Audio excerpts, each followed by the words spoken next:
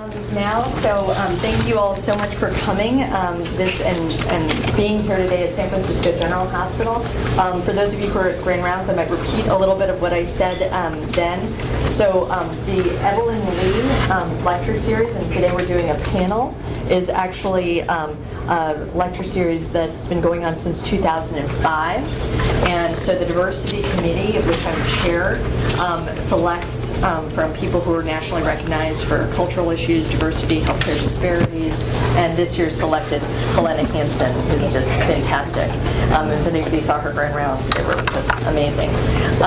And this is done in October because October is the university UCSF's Diversity Month. And I actually want to celebrate one of our own here who won one of the 2015 Chancellor Diversity Awards, specifically the MLK Award, because of her work above and beyond the work that she does here at San Francisco General and the Child Trauma Center. So Marquita Mays is a social worker here, and she's really been very passionate about advocating for children of incarcerated parents, and actually co-founded the Alameda County Children of Incarcerated Parents Partnerships. And so I think we should all give her a round of applause. She's embarrassed for doing this for her, but I think we need to recognize when somebody does some really great work. And you know, I know so many of us do really important work here, especially at San Francisco General. I just wanted to recognize that. And so Evelyn Lee, I just wanted most of you know of her. Has anybody here met her? So what I know is that, she was an amazing woman, right? And she started her career here at San Francisco General. She actually was on one of the Asian-focused inpatient units, then went on to work at RAMS, which most of us know about, right? It's one of the community-based mental health clinics here in San Francisco, serving a predominantly Asian American and Russian population. She was internationally recognized for her work in cultural issues, and actually was a visiting faculty member in 3 different countries, in Canada, Russia, and China. And she died long before, much before her time in 2003. And so this lecture series was made to kind of carry on her legacy and the important work that she's done to keep this in our hearts. So this is a great day, and this is the second part of Helena's tour at UCSF, which started with Grand Rounds. Now Emily and Dave, both started this panel, which Emily, these guys will talk to you guys about now, and we're in for a treat for the next hour. Yes, so thanks, Christina. So wanted to introduce Dr. Liu, Francis Liu, who's everyone knows is the grandfather of cultural psychiatry here at UCSF. And Francis and Evelyn Lee were, I guess you could say they were married at the hip. You guys were together. I mean, wherever Francis was, Evelyn was, and so forth. She was just a dynamic, wonderful person. So thanks again for being here, Francis. Sure. My name's Francis Liu, and I was a faculty member here at San Francisco General from 1977 to 2009.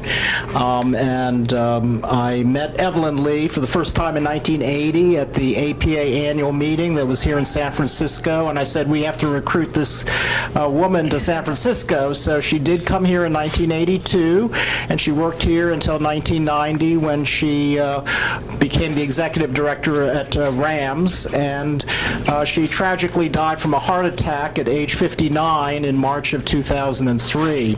But her legacy lives on a website, which is Evelyn Lee, one word, -mentalhealth, one word, .org. So go to Evelyn Lee mentalhealth, evelynlee-mentalhealth.org, and you'll find a whole bunch of her resources and her picture, and enjoy the website. And so I'm so pleased that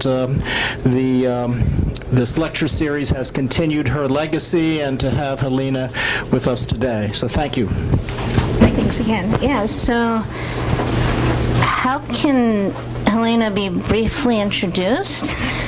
I think so many accomplishments. I wanted to thank Brian Anderson. Brian was instrumental in making this all come about. So thanks to Brian for helping to facilitate Helena's coming out and so forth. But just in brief, I know many of you heard this morning at Parnassus, but Helena earned her MD PhD at Yale. She's a joint anthropology and psychiatry professor at NYU. Helena's you're endeavoring in research at NYU's the New York State Office of Mental Health.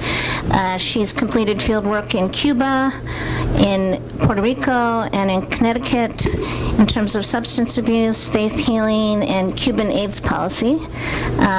Published in many, many journals, including JAMA, Medical Anthropology, Cultural Medicine, and Psychiatry. After completing her MD PhD, Helena was then at NYU Bellevue for her residency and became a Robert Wood Johnson Fellow there.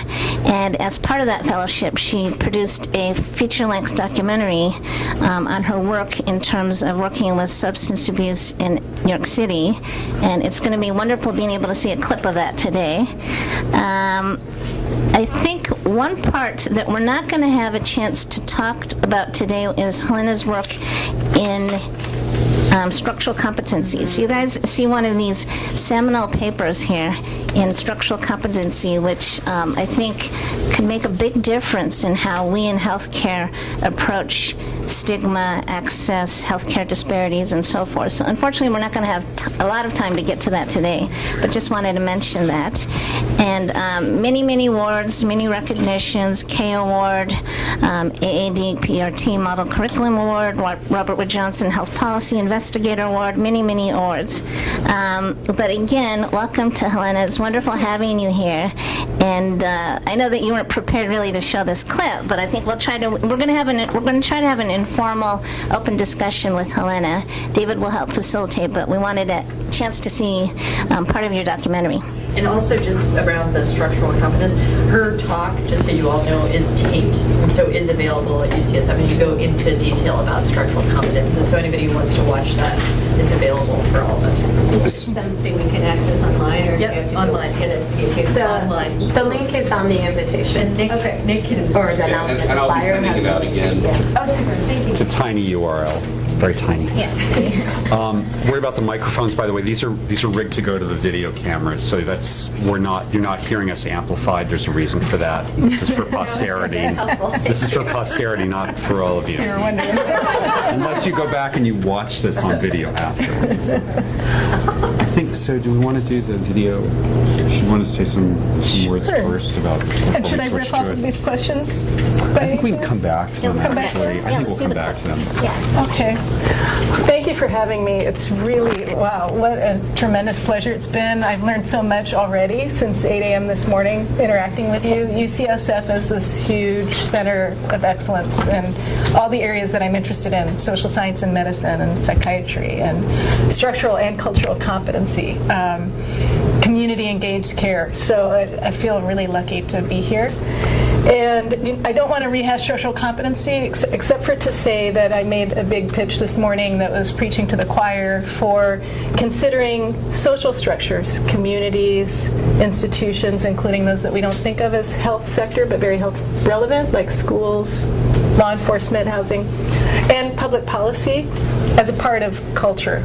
You know, that we have to recognize them for the very strong determinants of our patients' health that they are. And so structural competency is really an effort to think and act above the level of the individual patient around things that we might otherwise think of as individual cultural issues.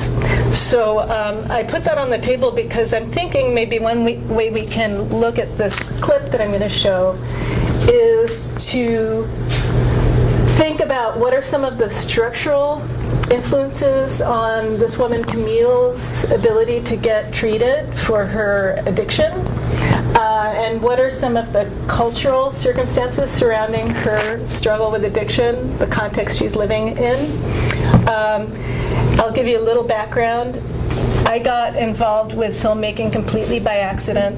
I was in the Robert Wood Johnson Fellowship, and we had the opportunity to apply for these mini grants.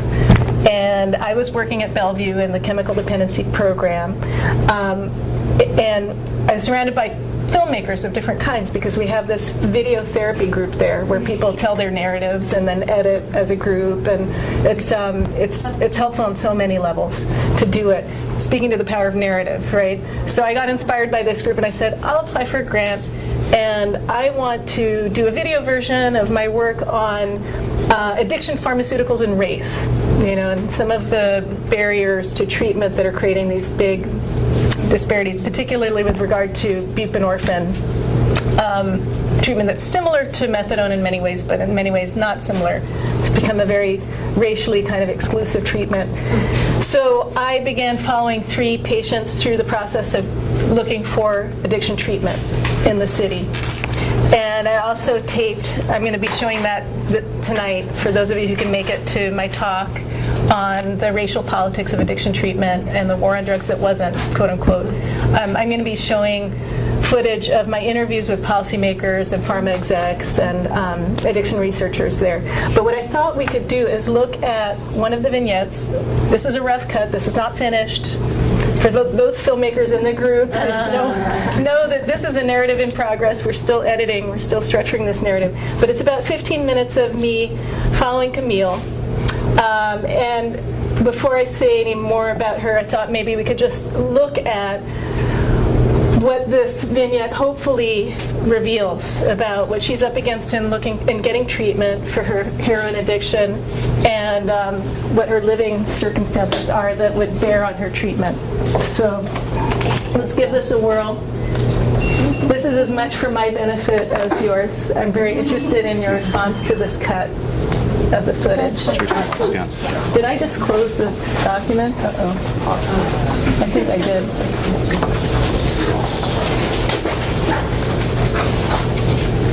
Okay, try one more time.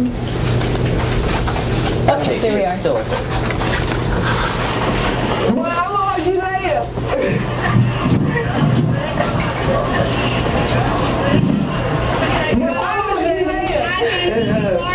right.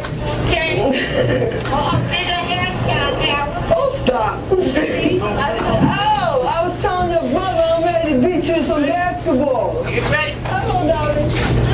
All right. She was very depressed, and she had been depressed for years, but it just seemed to be escalating. Yes, so. You used to come and wipe my face and stuff, and all that, remember? She used to make me eat and everything. It feels like a big old family. Yeah. Terry!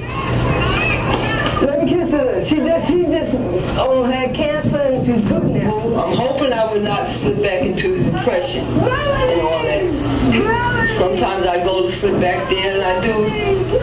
Sometimes but not as deep. And another one I beat a basketball. Like going out and living my life. Like going to see why am I here on earth. There's obviously a reason for everyone, and because all my family died, I began to wonder, why am I still here? And they not.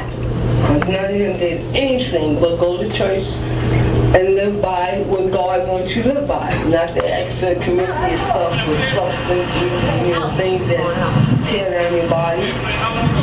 Nikki! Because a part of me is like, I had the feeling like when I see some people I used to get so mad that this person is messing up, so, and they still alive. It wasn't great. So, I'm not saying my mother and my brothers were all that, but they didn't do nothing against what God wanted, whereas I did to do. Yeah. But sometimes thinking about them is overwhelming. Yeah.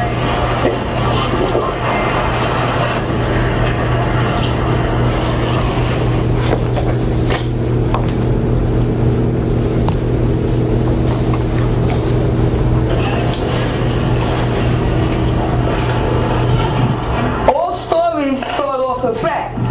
You know that? All tales start off a fact. Corey is my son. He now has his own family. And Jameer is Corey's son. Corey's mother, she died of an overdose. And the father died of AIDS and overdose. So Deborah died. She never did nothing until she got with Alan. She wound up becoming a drug addict. We saw her one day and I was running. Before she died, she asked us if something happened, could we take care of Corey? We took him in because he really had no way else to go. Yes, shake it up. That's why I let him cover your mouth. He's from a kid that I adopted, you know. Can't get it? You cover your mouth? You run me over. A friend of mine using the methadone program, which a part of me refused to go to because so many of my friends who joined it, it seems like it gets into your bones and stuff, and they start walking weird, and I already had a sweet problem with my teeth. I don't need to have a calcium problem with my teeth too, because it seems like the methadone eats up the calcium in your bones in your body.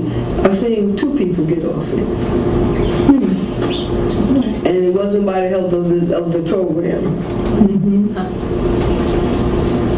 Most of the people I've seen died on it. I don't think it's good for the fact that I think they should have like a time period to help people and bring it down. Like, what I don't get is when someone messes up, they up their dosage, which is stupid to me.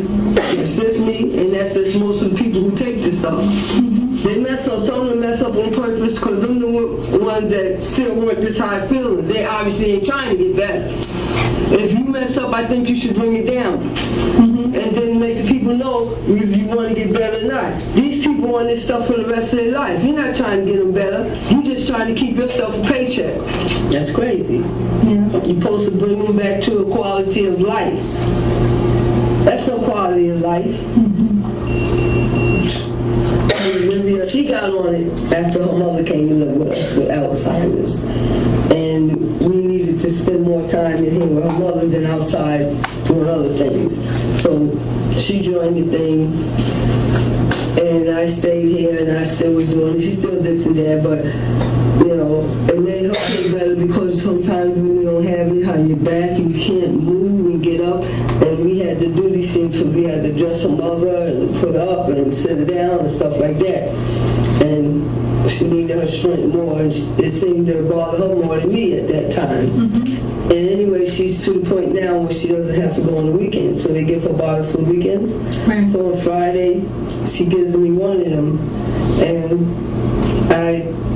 Friday, I can't wait no longer. I have to take, when she come in, it's like my back is yearning for it, you know, as far as hurting and stuff, and I sit through it, you know, for like 2-3 days, and I'm good.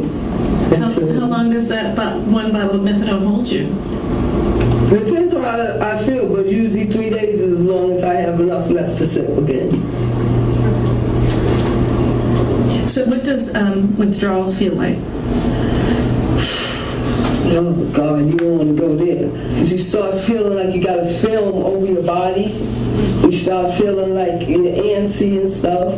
You start sweating furiously. When it's real bad, you get stomach cramps, you get diarrhea, you start throwing up, and you're throwing up to the point where you're throwing up bile. So most of that, I don't want to go back out there and everything, but I ain't gonna lie, if I'm hurting and getting near that, I would go out there. And when was this? This when I was going, they sent me to school when I was in the service, but I don't have all my, how can I say, benefits, but I'm still qualified as far as my husband. We met in Japan. We got married twice, Japanese and American, by the American counselor and Japanese way. And I went AWOL when my husband was terminally ill. They take care of him in a military hospital, which I had to sign in every day with my ID. And I turned myself in the exact day he died, also.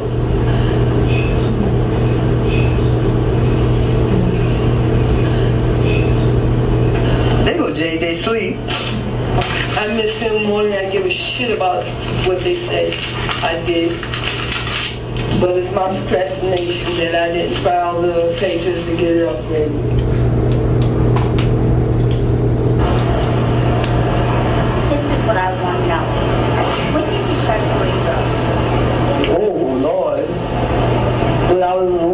24 years old, and I'm now 53.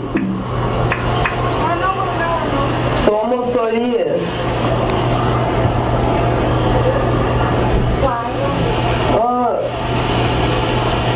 Curiosity. I had done other drugs before the age of 24. 17, about 15 I did was heroin and stuff, but I stopped when I went in service. I just stopped. I was going every day, and it was a bill. I couldn't afford the bill. It had built up to $16,000, and it dropped to $14,000. The finance lady told me that I could no longer come until I paid on this bill. So I stopped coming. I worked out a deal with the finance lady where I would have payments. I even paid on it. She told me I could start coming now. But when I went there, they still would not accept my money. I had so much free time again. This is not on nobody, this is my problem, that I relapsed. Out of boring, nothing to do in the day. I relapsed. I went back to my old ways. It's messing up my hair a little bit? No? No? My hair's white? Okay, go ahead, have fun. Be careful.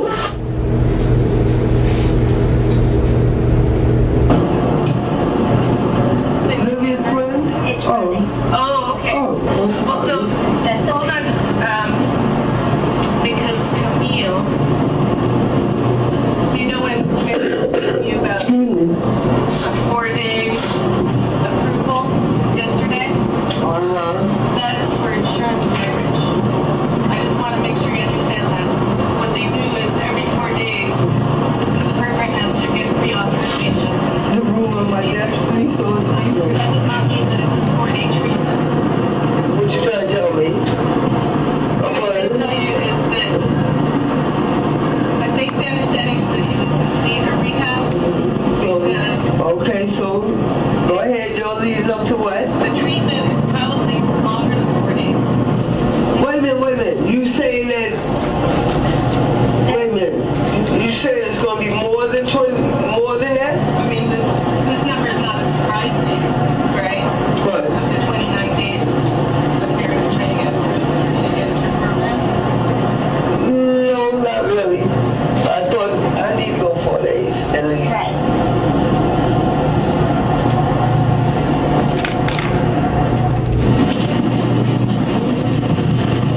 We're going to find Camille because she's been out of touch.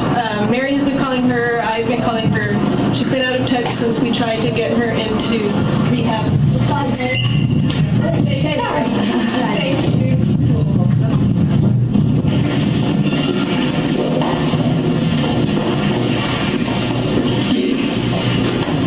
National Rifle Association.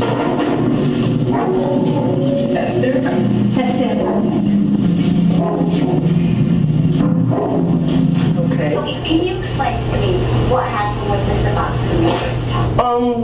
When I went to upstate and stuff, they gave me a prescription, but it was like 14 days. I guess they gave it to me for a certain amount of time, so I wouldn't be no lapse and all that.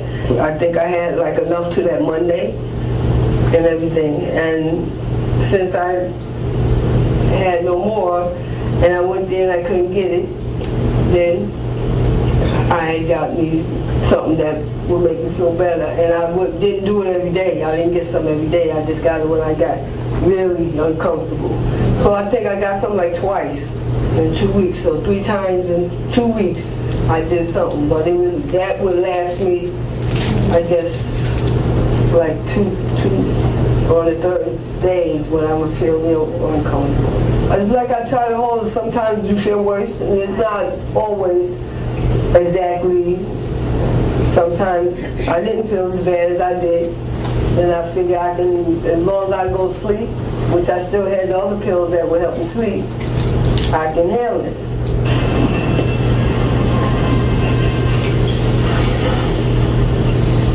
Hello, my name is Camille Johnson, and I spoke to someone yesterday about the assessment for intake.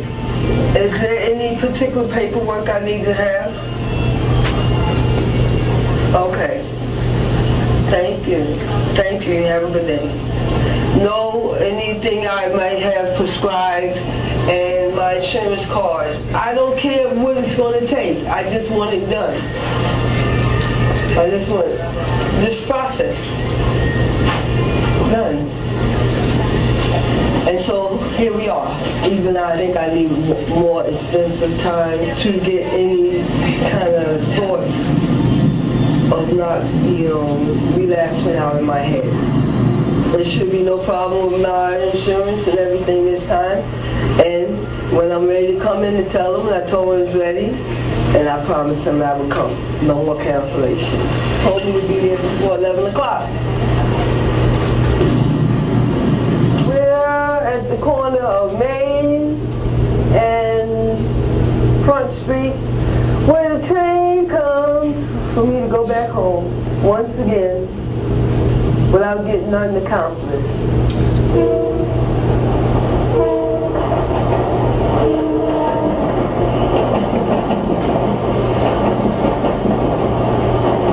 Today, I tried once again to get me into a psych and the rehab center. But they said, even though they have the plaques to say that they do treat the mental health part of you also, they told me and Mary they don't have that, the doctor on call there because it's not a hospital. Now if I wore my hair straightened and had on a dress and heels and a nice mink coat, maybe I'd been all right. But why would I leave them then?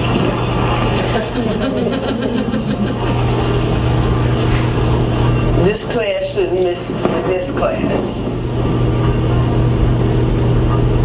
And that's the nicest way I can put it.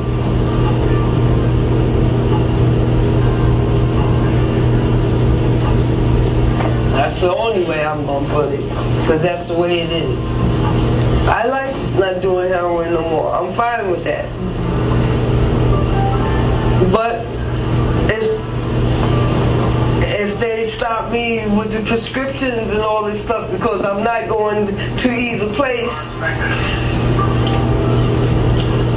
I'm tired. I would have been the first one that I would have been happy if it didn't turn out that way. I like happy endings. I believe in fairy tales.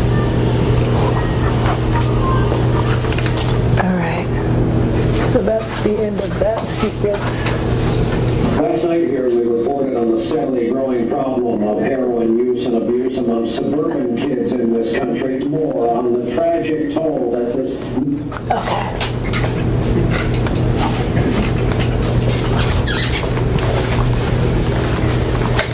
So, I don't know how much you're able to glean about Camille from that, but sure. But in New York City, as nationally, there's this huge inequality in who's getting methadone versus buprenorphine. And I think I mentioned that for many people, buprenorphine is a little more desirable because you can get it by prescription in a doctor's office, and the majority of people who get it from a private doctor and are insured or pay out of pocket, have the means to do that. So with Camille, this was an opportunity to really document on the ground what it's like for people who are living through that kind of inequality, and to really show that it doesn't have to do with a patient's belief systems per se. It's not that Camille is opposed to getting on buprenorphine, although she has her inner struggles. I don't know if you picked up that part too. And there's a scene that I call the kidnapping scene, where I'm trying to convince her to stay in her inpatient rehab more than 4 days. But I thought that maybe this clip, and I want general responses to this clip too. I'm really curious about what comes across, what doesn't come across, if there are parts of it that are offensive, that raise questions. But I also thought it might be a good piece to use narrative, since that's a theme of this this working group, to think about structures and cultures and how those overlap, interact, because I made a list myself of things that you might think are structural in her story and her trying to get on buprenorphine, and things that are cultural for her. I'm just curious to know what came out for you around structure and culture in her story. To just put that out on the table. I really liked it because of a few things, I guess. One was just she was so bright, and kind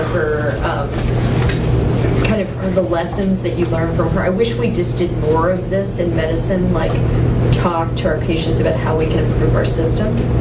I don't think we do that enough, and that was just so helpful kind of in her words about how hard we make it for them in the system, which is bringing up all of your, it's a perfect thing for your kind of structural kind of competence framework, because so much of the system gets in the way of her getting what she needs. Yeah, I'm so glad you put it that way, because I've always been impressed by Camille. She's a really sharp thinker, and she picked up immediately what was going on in the treatment system. She's not very educated, doesn't say, but I think she's very bright. Yeah, no, she is, and she calls it out at the end. I didn't prompt her to say those things. When we got her on film saying that, I said, "Thank you, Camille." This is kind of what we're trying to get at. And I lost my point there, so I'll let someone else put some thoughts on the table. Trevor. Okay, so in one stage of her clip, she mentioned that if her hair was straightened and she wore high heels and dressed up in nice dress, the treatment would have been different. The concept about her would have been different. Is this something that you find that is very pervasive in New York City, where people, the way they present themselves, get preferential treatment, or is just her concept of, what's going on?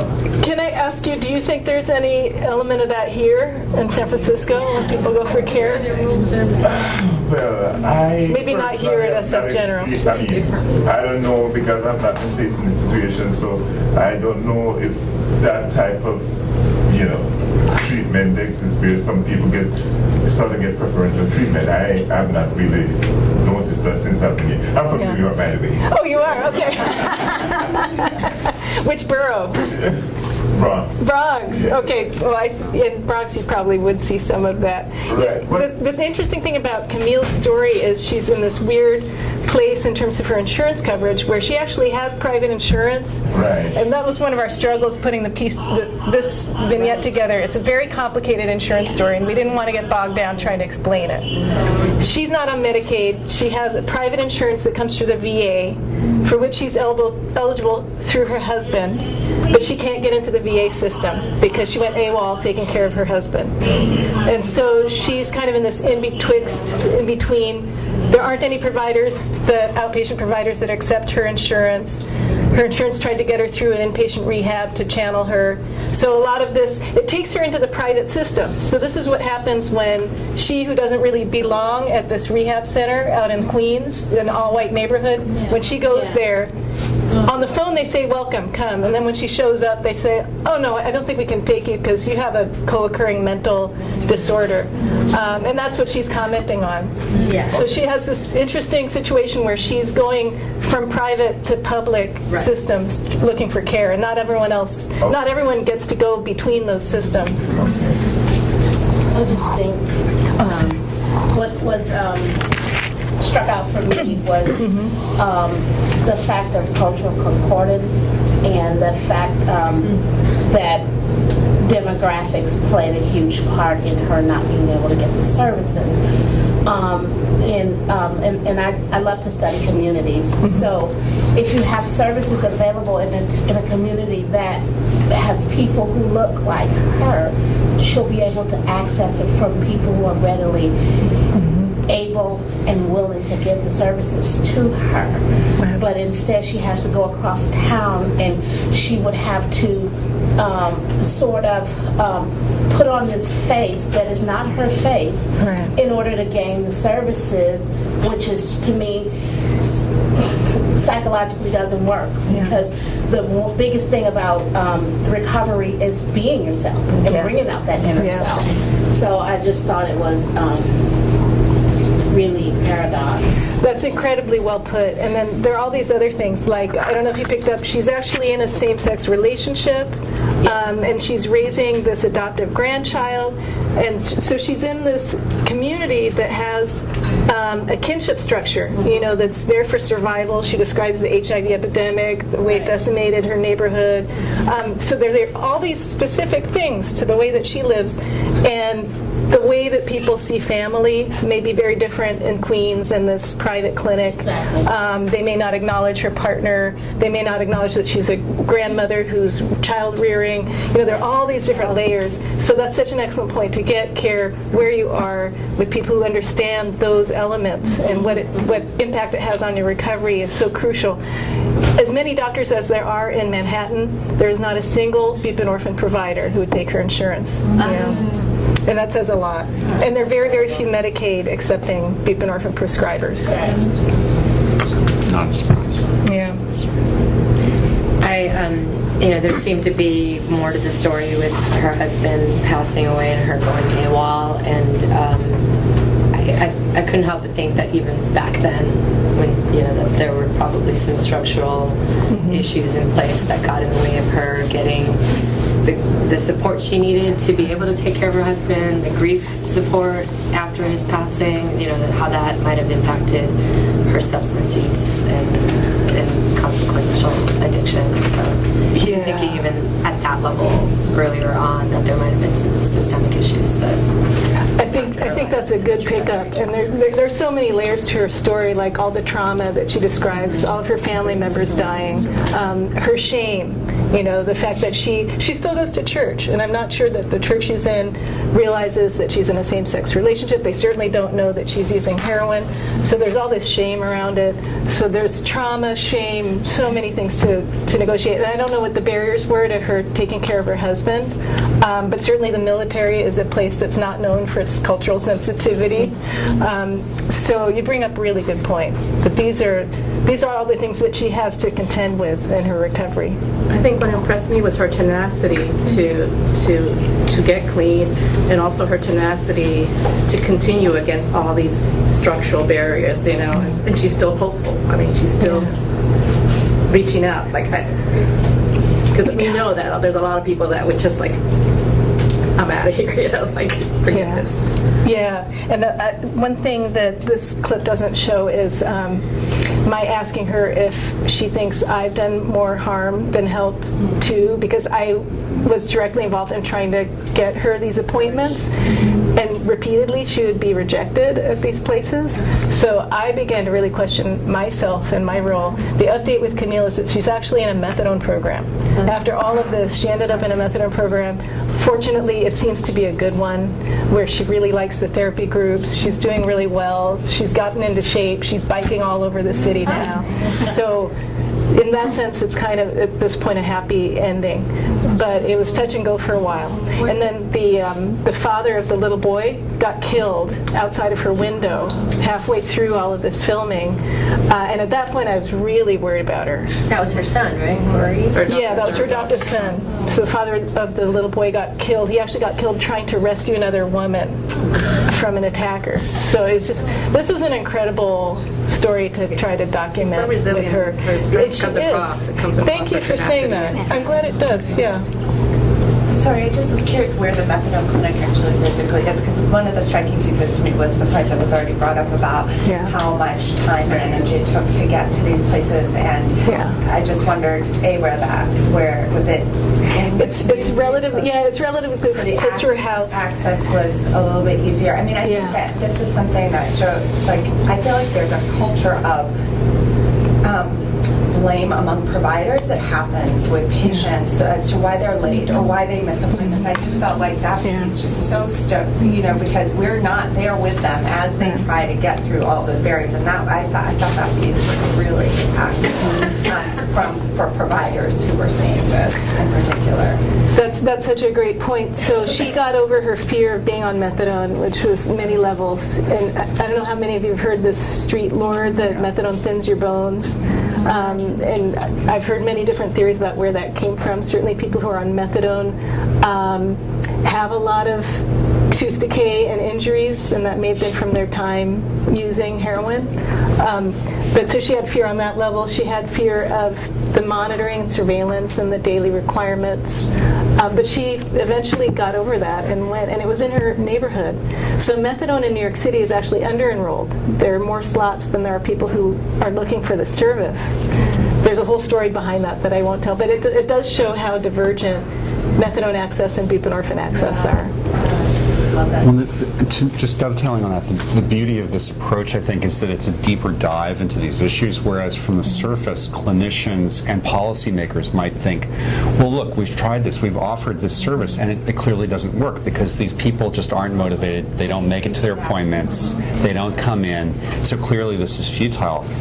But coming to all the wrong conclusions for all the wrong reasons, because they don't actually think about what is it like to be, spend a day in the life of this person, and what is it like to have those beliefs. I mean, it's not just people with low education, low socioeconomic status. I don't know how many people here have asked patients or families what they think about their treatment, but some of the stuff that you come up with is really pretty amazing, even while the patients are seemingly compliant. But if you give them a little bit of room to talk about it, they'll come up with all sorts of, questions and folk beliefs and explanatory models, which, I think part of what this does beautifully is show you why it's so important. Thank you.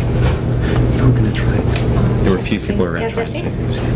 I thought the moment in the van when you were driving her was really The kidnapping scene? Because, this is a patient who has a good rapport with you. There's no language barrier like we have with a lot of our patients here. She's clearly motivated for treatment, and she was kind of like just the language we use as clinicians. She was like, "What are you trying to tell me? What are you gonna drop on me that?" And I thought that was a really interesting scene. I just want to say it took a lot of courage for her to go outside of her community and a lot of self-determination, because this is just anecdotal, but when I worked in Harlem in the methadone clinic, some of the patients said they didn't go past 118th Street because people would think that they were drug addicts. Right. If they went to 34th Street, they'd recognize me. And so in psychiatry, you might think that's paranoia, but that was real for them, is that, I'm in a community of others who support me, and it doesn't necessarily mean they support my drug addiction, but they support me as an individual, and I have a support network here. But going outside of that community and then going to 34th Street is like I'm an outsider. People will look at me as an aberrant, That was all. That was all there in miniature when she pointed at the map, the subway map too. Did you see that? She's like, wow, that's. It's not just a line on a map. It's not just another station. There's a whole other world. There's a flip side that I see in the clinic, which is people who will deliberately go outside of their community in order to maintain their privacy. Right. That does happen too. Right. But then all the risks that go along with that you point out. I love that you included aspects of her resiliency, like that she experiences joy on a daily basis by playing with her grandson, so that despite all these traumas, there's more to who she is as a person than just the drug addiction or the depression. She sees her friend across the street and she's being a support to somebody else and goes and hugs her after this survival of cancer. There's just, I feel like here we're so focused often on what the clinical issues are that we're not also hearing the other parts of somebody's daily experience and their story as a whole, which is that there is positivity and joy and other things that feed you as a person. I'm so glad you saw that in Camille. That's why I was so thrilled when she agreed to let me film her, because she's actually pretty charismatic. People come to her. I don't know if you got that feeling within the community. She's sort of a leader. And that, I think some of that comes across. What you say is right on target. I'm so glad that you're here talking about this. This really dovetails on the work that has been happening in the general here, and that Dr. Liu and Dr. Lee have been so on the frontier of. And what's happening in the Department of Public Health right now, which is a major focus on cultural humility, and with cultural humility meaning both that sort of process of self-reflection of like, how am I as an individual contributing to these kinds of, how is my implicit bias and explicit bias contributing towards these things that are happening to our people, and how as an institution are we institutionally, continuing to do this to the very people we're supposed to be serving, and that work around cultural humility is also integrated with, again, with DPH, a trauma-informed systems approach, which has as one of its main tenets and principles cultural humility and responsiveness, collaboration and empowerment, right? Compassion and dependable relationships, all of these things that it seems to me, as we look to ourselves as an institution, what do we need to be doing better to be taking care of both the people that we are charged to serve as well as the people within the system? And so one of the things that I know that we've been doing here and DPH is part of it is it's a consumer voice part of when we are trying to put together our clinics and our procedures and our policies and all of that bringing a consumer voice into that is so totally crucial, and it's not easy to do. So there's ways that we try to do it, and then we do it badly, where we sort of put people in front of other people without support, or we take their time without compensating them, or we use them as the token. Oh, see, here's the consumer voice. We heard them already, but this is all, or we already have the plan, and what do you guys think about this, versus from the ground up. And so just like I'm just connecting the dots here between the incredible work you're doing, the incredible work we've been doing at the hospital, and what the city's trying to do around cultural humility. And I would love, like the more we have in terms of video access and those kinds of things to sort of strengthen those efforts. The work that you all are doing here is just amazing. You're national leaders, no doubt. So this is why it's such a treat for me to be here. I'm going to take a lot of things back with me. Helena, do you want to mention just because you were saying websites and stuff, maybe the website that you have? Oh, yeah, little advertising. So we have a website called structuralcompetency.org. It's on the back of the sheet. Is it? Yeah, Sorry, yeah. structuralcompetency.org. Yeah. And it's completely volunteer run, which means it could be maintained a lot better. My apologies. We try to post things and keep it fresh.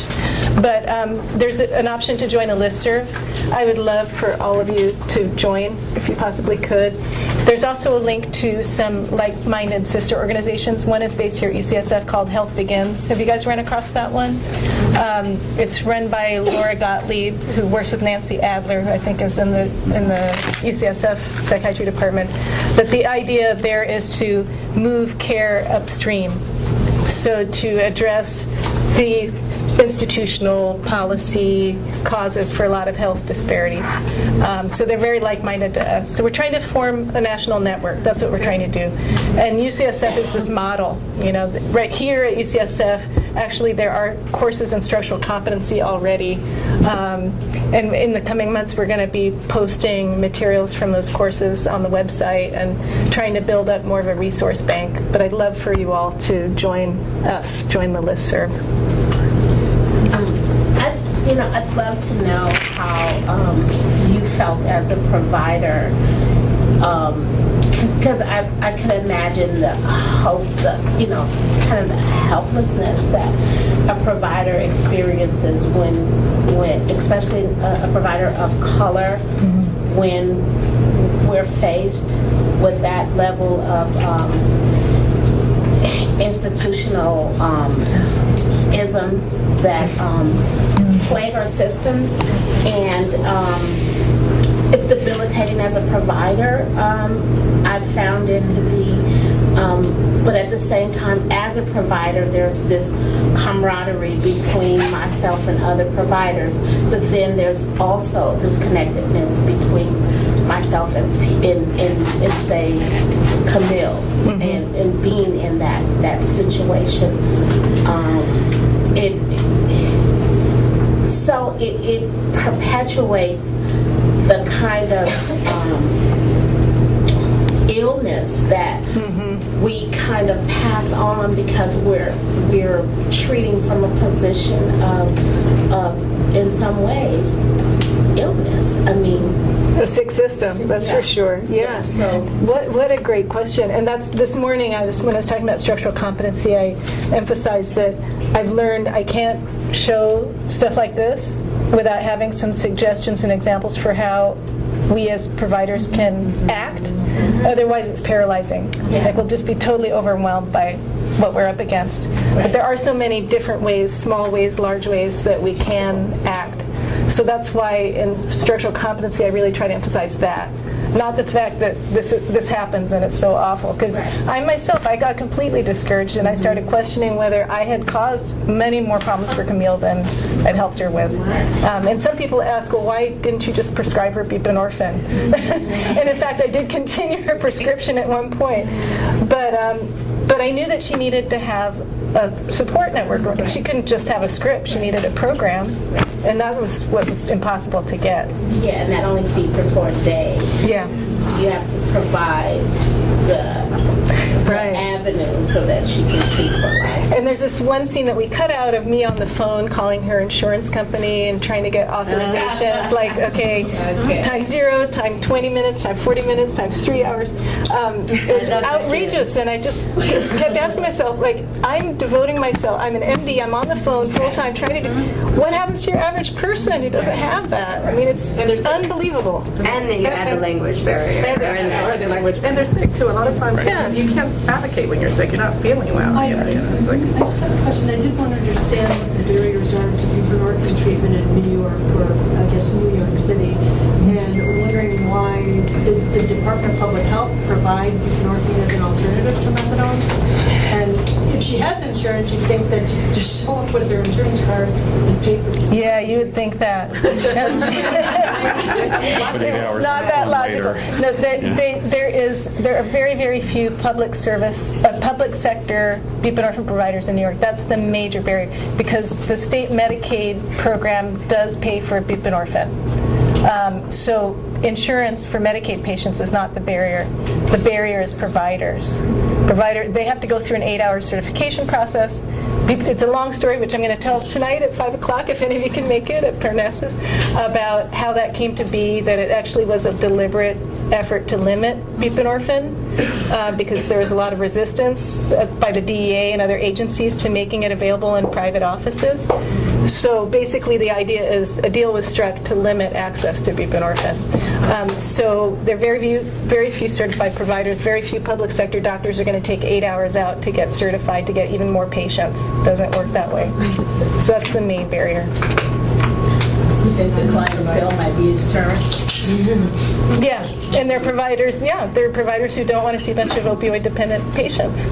And frankly, I mean, you could look at it also as risk aversion, right? The healthcare professions, the pharmaceutical industry are, they don't want to take on those risks. But at the same time, what does it mean to do this kind of work and see the risks that patients encounter every day without that treatment?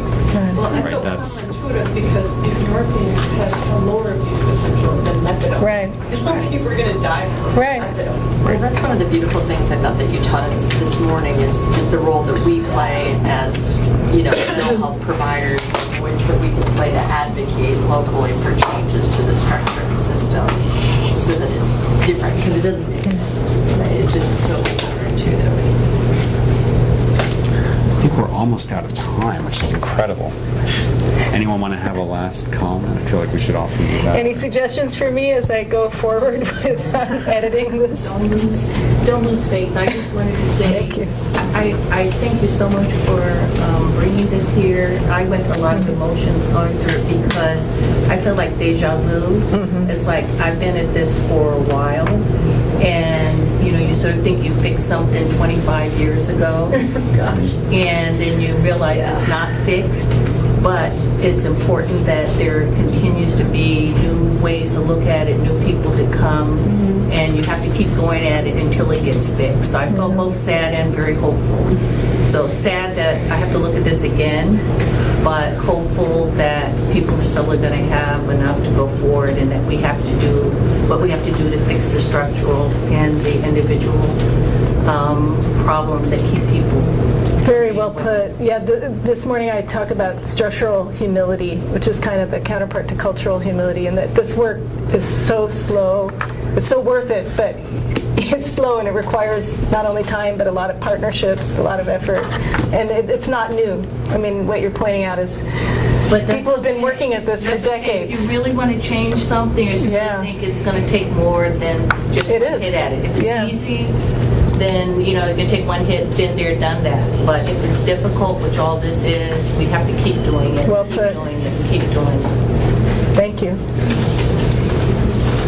And just as on a hopeful note too, I would love to see people like Camille, especially now that she's getting some healing, supported to be part of the consumer voice around these kinds of policies. Like how do we both make sure we're providing healing and then empowerment to our people to make sure that their voice is at the table, because their voice is invaluable. There's no replacement for a voice like hers. Very well put. Yeah, I think Camille sees her willingness to be shown like this as her contribution, because I know that she had mixed feelings about it, and it wasn't easy for her to let me in her living room with a camera when she was in withdrawal and all that. Yeah, but you make a really good point that this kind of footage should be linked up with actual people who can talk to decision makers and give them a personal perspective. I think you should keep the piece with you're on the phone with the insurance company. Okay. Speed it up and put your number of hours, like how much that costs, multiply. That's a good suggestion. Psychiatrists who are treating those patients, and how much cost savings would happen if there was. That is a great suggestion. Thank you. And Helena, you're going to be showing the full viewing? Or part? This is not a finished film. This is not a finished film, but I'm going to be showing another clip from it tonight. So for those of you, 5 o'clock, which is the nursing school, nursing Parnassus? Building. It's got. I forget which room it is, but it was in the email. I think it's on the UCSF website also. Yes. Yeah. So I'll be showing another 10 minutes or so tonight. Actually, you know what? I can look. And when do you anticipate wrapping up the film? Yeah. N217 at Parnassus Nursing Building. N217. Yeah. I hope this spring. Trainees can have food. Yeah. Okay. Just wait a second.